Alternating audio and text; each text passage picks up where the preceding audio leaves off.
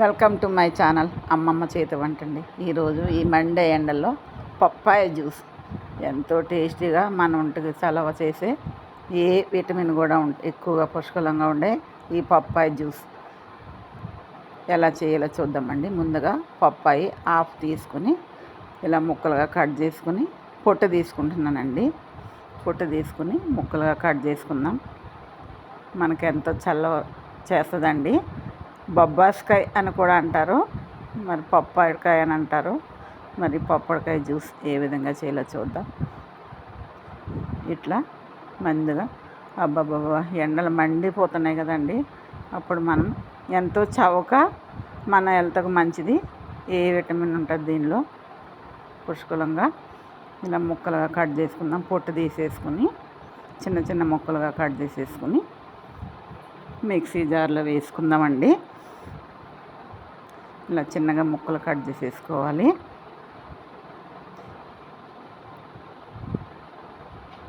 ఇలా ముక్కలుగా కట్ చేసేసుకుని అన్నీ కూడా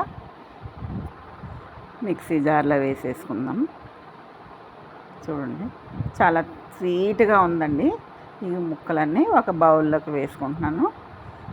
చూడండి చాలా స్వీట్గా ఉంది, చాలా రెడ్గా ఉంది. మిక్సీ జార్ తీసుకుని ఫ్రెష్ పప్పాస్కాయ అండి మిక్సీ జార్లో వేసేసుకుని కూల్ వాటరు ఒక చిన్న కప్పుడు కూల్ వాటర్ వేసుకుంటున్నాను.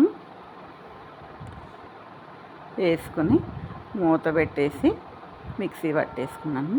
చూడండి ఎంత బాగా చిక్కగా వచ్చిందో, చాలా మన హెల్త్కి మంచిదండి ఈ పప్పాయ జ్యూస్. ఇప్పుడు గ్లాసుల్లోకి సర్వ్ చేసుకుందాము.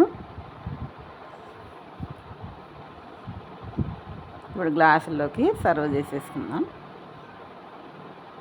ఒక 2 గ్లాసులు తీసుకున్నాను. ఇదైతే నలుగురికి వస్తుందండి ఈ జ్యూసు.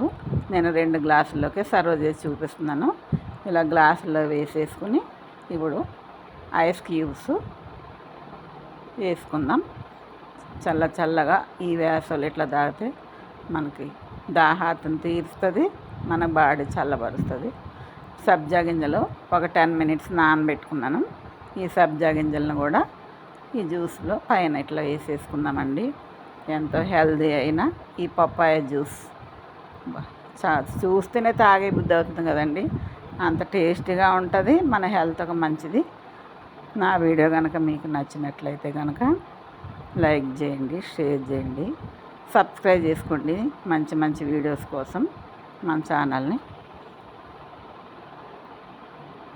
ఉంటా.